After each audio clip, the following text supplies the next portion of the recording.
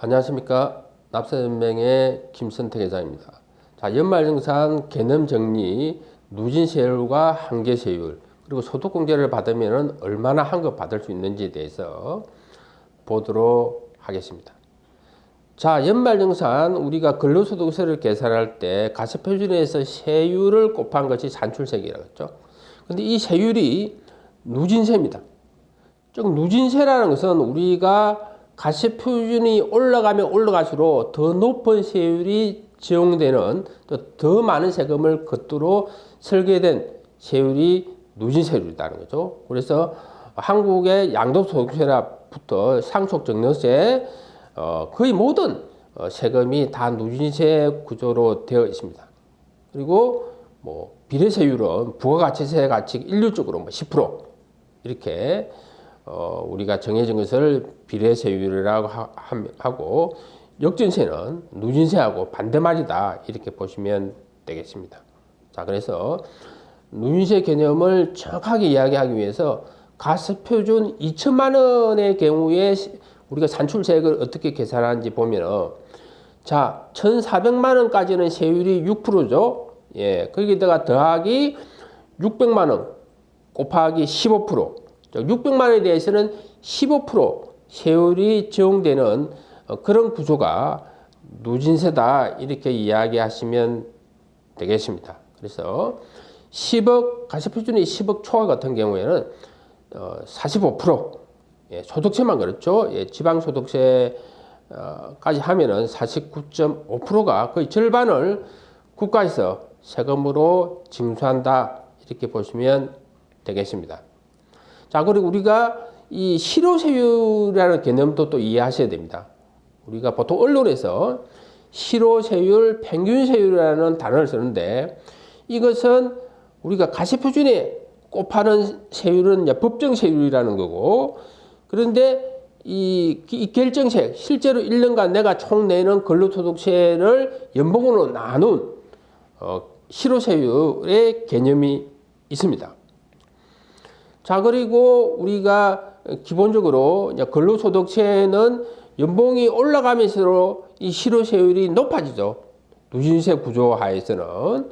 근데 국민연금은 거꾸로 국민연금 최고 상한인 한 7천만 원 정도 예를 들면 그 금액을 넘어가면은 이 국민연금이 추가로 이제 징수가 안 되기 때문에 거꾸로 세율이 내려갑니다. 그래서 국민연금은 역전적이다. 소득 불평등에 안 좋은 영향을 미친다. 이렇게 이야기를 할 수도 있습니다.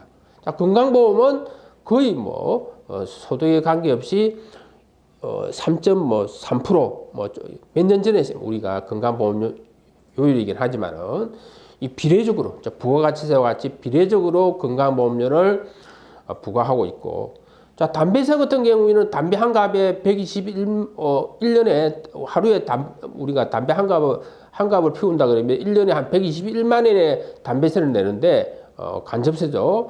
그래서 이거는 사실상 연봉 대비해서 세율을 구해보면은 오히려 연봉이 높을수록 세율이 낮아집니다. 그래서 담배세와 같은 이런 세금은 소득의 역전적인 세금이다 이런 이야기를 합니다. 자, 이 우리가 내용은 스웨덴이죠. 스웨덴에 저희 납세연맹이 직접 가서 스웨덴 국민 한 사람의 소득세 낸 거 1년 동안 스웨덴은 총 연봉 1년간 총 얼마를 벌었는지와 그리고 소득세를 얼마나 납부하는지에 대해서 공개를 합니다. 공개 정보이기 때문에 이웃집에 사는 우리가 사람에 대해서도 그 사람의 주민등록 번호만 알면은 세무서에서 그 사람이 얼마를 벌었는지 그리고 얼마의 세금을 납부했는지를 증명서를 발급해 줍니다. 제3자가 예를 들면 우리가 다른 사람의 소득과 세금을 확인할 수 있다는 거죠. 여기 보시면 알겠지만은 연소득이 한 4,400만 원이 되는데 세금을 거의 1,100만 원 정도 납부를 했습니다. 실효세율이 사실 26%죠. 그래서 한국의 거의 9배 정도 소유된 국민들은 세금을 지금 많이 내고 실효세율이 높다는 거죠.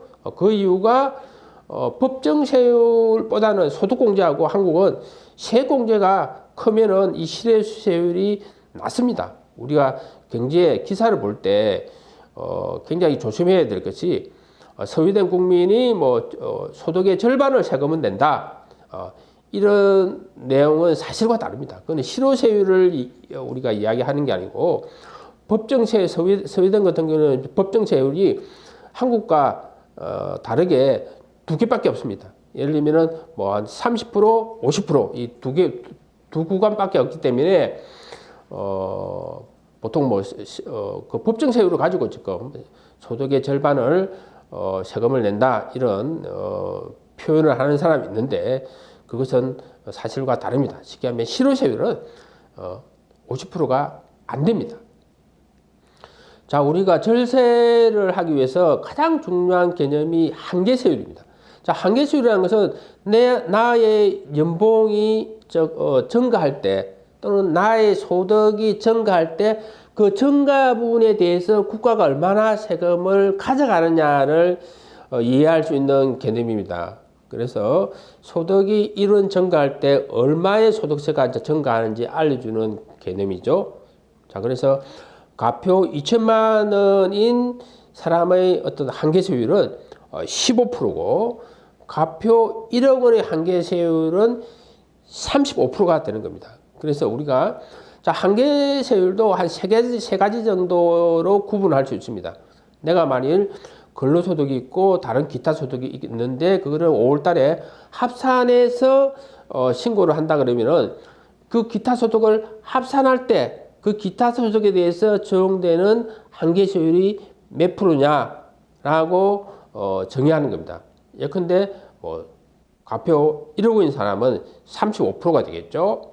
그리고 연말정산 때 소득공제, 부양가족공제를 내가 더 받을 때 그 받음으로 인해서 내가 실제 얼마나 추가로 환급을 더 많이 발생하는지에 관한 거고, 그리고 내가 연봉이 인상됐다 그러면 그 연봉 인상액 중에서 국가에서 가져가는 세금하고 내 호주머니의 실제 실수령이 얼마나 증가하는지를 우리가 공부할 때 개념이 있습니다.